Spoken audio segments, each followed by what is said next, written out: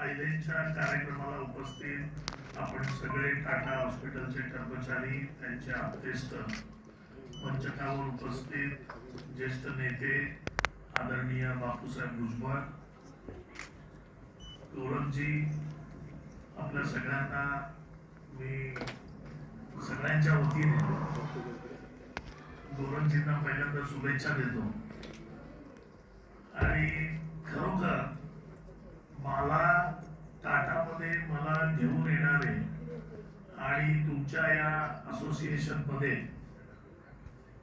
माझा सहभाग करून घेणारे आणि त्यासाठी कामासाठी मला नेहमीच मागे लागून आपल्याला कर्मचाऱ्यांची कामं कशी करता येतील, त्यांच्यासाठी मॅनेजमेंटची कसं बोलता येईल, या सगळ्या गोष्टीसाठी जर माझ्या पाठीमागे लागून ही जी टाटा हॉस्पिटलची जी SC ST आणि OBCची जी संघटना आहे, युनियन आहे, त्याच्यामध्ये जर मला कोणी आणलं असेल तर ते आदरणीय गोरा कायदे साहेबांनी.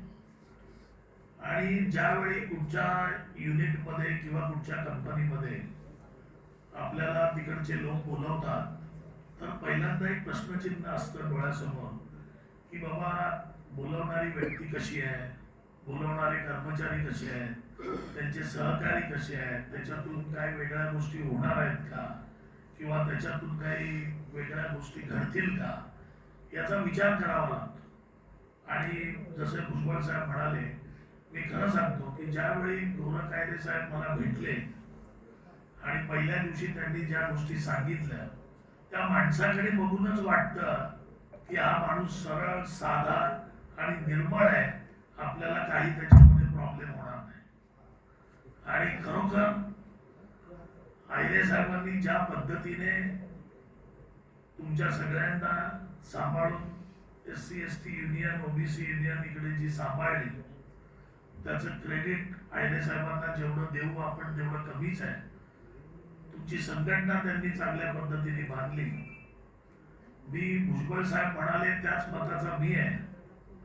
काय आहे आयरे साहेब की बघा, राजकारणी कधी म्हातारे होत नाही. तुम्ही बघा, तुमच्या डोळ्यासमोर उदाहरण बघा, सगळे राजकारणी कधीच म्हातारे होत नाही. त्याचं एकच कारण आहे की ते शेवटपर्यंत ऍक्टिव्ह राहतात. आपण एम्प्लॉई असतो, आपण काम करत असतो, आपल्या डोक्यामध्ये ते भरलेलं आहे की आता आपण रिटायर्ड झालो. अर्धे जण बोलतात आता गावी जाणार, मी गावी घर बांधणार, त्या गावच्या घरामध्ये राहणार आणि मग कधीतरी मुंबईला येणार. याच गोष्टी आपल्या डोक्यात भरलेल्या असतात.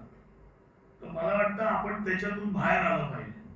कारण जेवढे आपण ऍक्टिव्ह राहू, जेवढे तुम्ही सतत ऍक्टिव्ह राहाल, तेवढे तुम्ही त्याच पद्धतीचं तुमचं आयुष्य हेल्दी आणि तरुण राहाल. आता भुजबळ साहेबांना कोण बोलेल 76 वर्ष, त्यांनी सांगितलं म्हणून कळलं 76 वर्ष. कारण ही जी गोष्ट आहे, ही गोष्ट त्या ऍक्टिव्ह राहण्याची आहे. आणि जीवन आपल्याला एकदाच मिळतं, जीवन काय परत परत मिळत नाही, या मताचं मी आहे. त्याच्यामुळे जीवनात ज्या ज्या गोष्टी करायच्या असतात आणि ज्या ज्या गोष्टी मनात असतात, माझं मत आहे की त्या गोष्टी आपण करायला पाहिजे, या मताचा मी आहे. आणि सगळ्या गोष्टी करायला पाहिजे. ते काय असं काय नाही की आता मी टाटा हॉस्पिटल मध्ये काम केलं, मग आता पुढे काय करू, आता मग मला दुसरं काहीतरी करता येणार की नाही येणार, हा विचारच करायचा नाही. आपल्याला सगळ्या गोष्टी करायच्या आयुष्यात. पाठीमागे वळून बघताना आपल्याला वाटलं नाही पाहिजे की ही गोष्ट आपण केली नाही. आणि या गोष्टीचं पालन मी करत आलोय. मी डेंटिस्ट आहे, मी डेंटिस्ट म्हणून अमेरिकेत गेलो, डेंटिस्ट म्हणून अमेरिकेत काम केलं. मला राजकारणाची आवड पहिल्यापासून होती. मी इकडे आलो, परत राजकारणात जॉईन झालो. राजकारणात जॉईन झाल्यावर मला वकिलीची आवड होती, कारण प्रॅक्टिस करू शकत नव्हतो इकडे आल्यावर, कारण वेळ देता येत नव्हता. म्हणून मी वकील झालो. वकील झाल्यावर मला वाटलं की एन्व्हायरमेंट मध्ये भुजबळ साहेब मला इंटरेस्ट आहे, म्हणून मी एन्व्हायरमेंट मध्ये LLM केलं. म्हणजे म्हणजे सांगण्याचं तात्पर्य असं की आपण सगळं करायला पाहिजे. कुठे माटी वळून बघितलं की वाटता कामा नाही झालं, ही गोष्ट आपण केली नाही. सगळं केलं आपण, बाकीच्या गोष्टी सोडून. म्हणजे लक्षात आलं. तर आयरे साहेब आमची विनंती, आणि आयरे साहेबांनी मला सांगितलंय की रिटायर्ड जरी झालो तरी आपली टाटा हॉस्पिटलची जी युनियन आहे, जी SC/ST OBC ची युनियन आहे, त्या युनियनला या पद्धतीचंच काम संपूर्ण भारतात कसं करता येईल, आपले SC/ST OBC चे जेवढे बांधव आहेत संपूर्णपणे भारतामध्ये वेगवेगळ्या टाटाच्या ब्रांचेस मध्ये त्यांना मदत कशी करता येईल त्यासाठी ते प्रयत्न करतायत. म्हणजे ते कुठे गप्प बसणार नाहीये. आता रिटायर्ड झाले, त्यांनी रिटायर्ड होण्याच्या आधी त्या दिवशी मला फोन केला, साहेब जून मध्ये आता रिटायर्ड होतोय, आपलं टायमिंग आणि आपली डेट कधीची फिक्स करताय, जुलैची आपल्याला जायचंय चंदीगडला. बरोबर. त्याच्यामुळे आयरे साहेब काय स्वस्त बसणारे नाहीत. ते तुमच्यासारख्या आपल्यासारख्या कामगारांसाठी झटणारं व्यक्तिमत्व आहे, सेवाभावी व्यक्तिमत्व आहे, आणि ते खऱ्या अर्थाने लिहिलेलं आहे, समर्पण, सेवा आणि कर्तृत्व या तिन्ही गोष्टीचा मिलाप म्हणजे गोरख आयरे आहेत. आणि मला अभिमान आहे की गोरख आयरे सारखा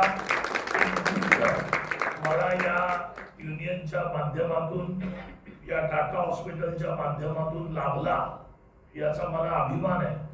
आणि गोरखजी, खरंच तुम्ही जे काम करता ते खूप छान काम आहे. या सगळ्यांची सेवा करत असताना कर्मचाऱ्यांच्या पण प्रश्नांकडे तुम्ही ज्या पद्धतीने लक्ष देता, ज्या पद्धतीने तुम्ही संघटन उभारलेलं आहे, हे संघटन आणि हे लोक हे तुमच्यावर खूप प्रेम करणारे आहेत. आणि या सगळ्यांची इच्छा आहे की तुम्ही कोणत्याही परिस्थितीत हा शब्दच काढून टाका. आजच्या दिवसापुरता ठीक आहे की आपला निरोप समारंभ आहे, पण हा शब्द तुम्ही काढून टाका. कारण गोरख आयरे आपल्याला परत टाटा हॉस्पिटलमध्ये रोज बघायचे, कमीत कमी रोज नाही तरी आठवड्यातून 2दा-3दा तरी बघायला पाहिजे.